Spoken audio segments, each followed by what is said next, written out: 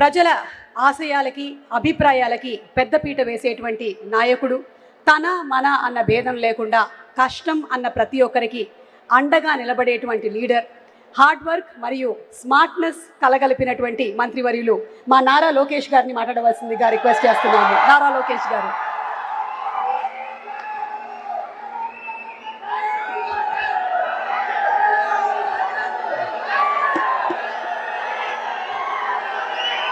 జై వాసవి, జై వాసవి, జై వాసవి.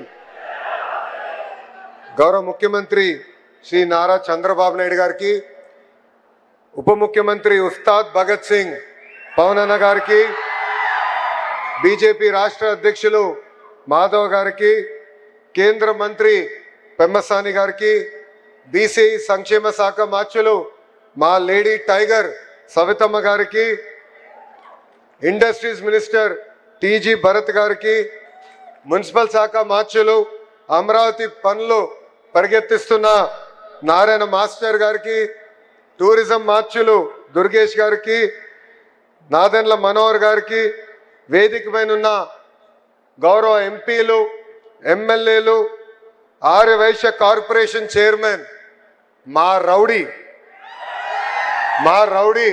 రాకేష్ గారికి, అదేవిధంగా అమరజీవి పొట్టి శ్రీరాములు గారి మెమోరియల్ ట్రస్ట్ సభ్యులు, ఆయన కుటుంబ సభ్యులు, ఆర్య వైశ్య సోదరు పెద్దలు, ప్రజలందరికీ పేరు పేరున నా హృదయపూర్వక నమస్కారాలు.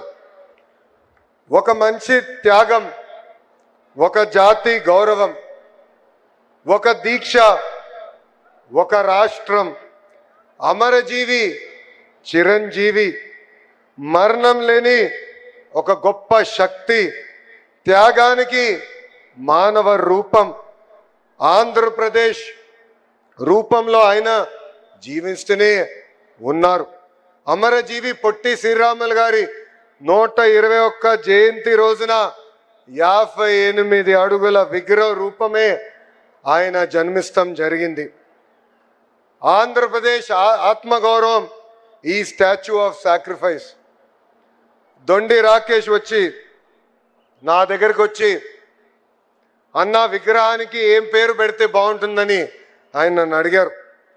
అప్పుడు నా మనసులో నేను ఆలోచించి, ఎవరి త్యాగమైతే తెలుగు జాతి శాశ్వతంగా గుర్తుపెట్టుకుంటారో ఆ త్యాగమూర్తియే పొట్టి శ్రీరాములు గారు, అందుకే స్టాచ్యూ ఆఫ్ సాక్రిఫైస్ పేరు పెట్టాలని నేను కోరటం జరిగింది. ఈ విగ్రహం తెలుగు జాతి గొప్పతనం ఏంటో అమరావతి నుంచి జాతికి స్థాయికి తీసుకెళ్తుందని ఈ సభాముఖంగా నేను కోరుతున్నా.